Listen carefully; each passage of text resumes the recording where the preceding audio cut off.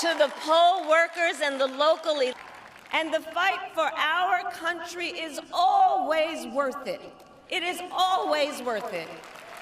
Well, the big thing to point to, and I think there's going to be a lot of introspection and finger pointing among Democrats, is how they went about selecting their nominee. It was not conventional, to say the least, to stand behind effectively an uncontested primary season behind an incumbent president who then you abandon at the final hour and replace with the vice president who was the natural pick in some ways, but there wasn't so much as a moment of introspection between him stepping down and the party rallying behind her, even though in 2020 she ran what was widely regarded as a lackluster campaign. And it isn't clear what her core kind of base of supporters, what it looks like. And I think there'll be a lot of, as I said, a lot of finger pointing about not just towards people, but also towards process. Just how was this allowed to happen? And what needs to happen going further to avoid this catastrophe from Democrats' point of view.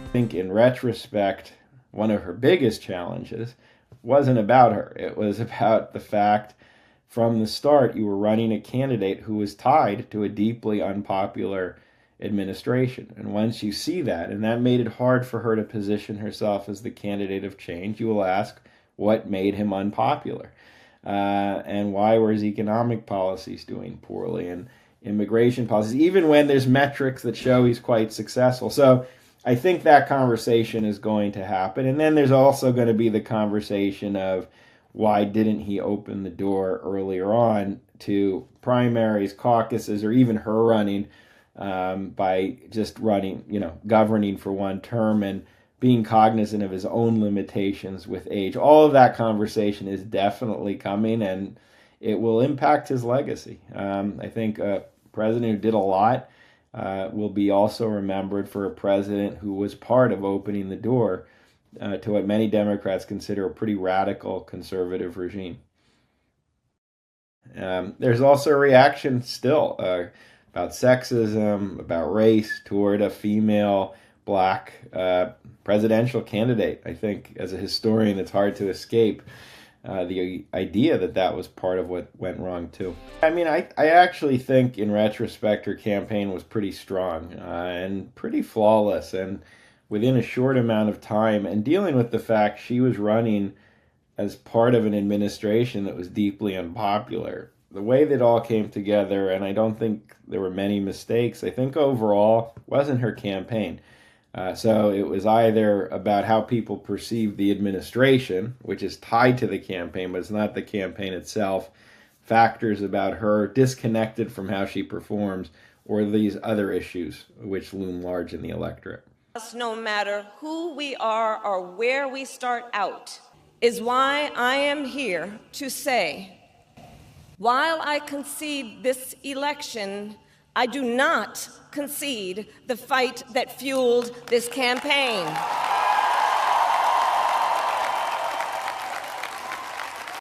Some people who lose become pariahs within their party, and the party doesn't want to have anything to do with them, or feature them at least, for fear it will cause them political fallout. You've had failed candidates who disappear. Michael Dukakis in 1988 is an example. You have some, like Hubert Humphrey, who actually get back into politics. He went back into the Senate and still remain a voice, not in presidential politics, but on Capitol Hill and in liberal organizations. And then you have someone like Richard Nixon, who lost in 1960 and then runs and wins the presidency 8 years later. So I think with the history, there's really different paths someone can take, and it's hard to know.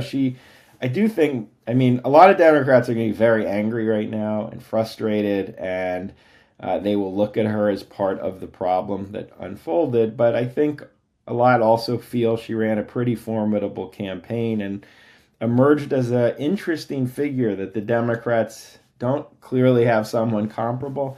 So I don't think it's inevitable she kind of fades away from the political scene.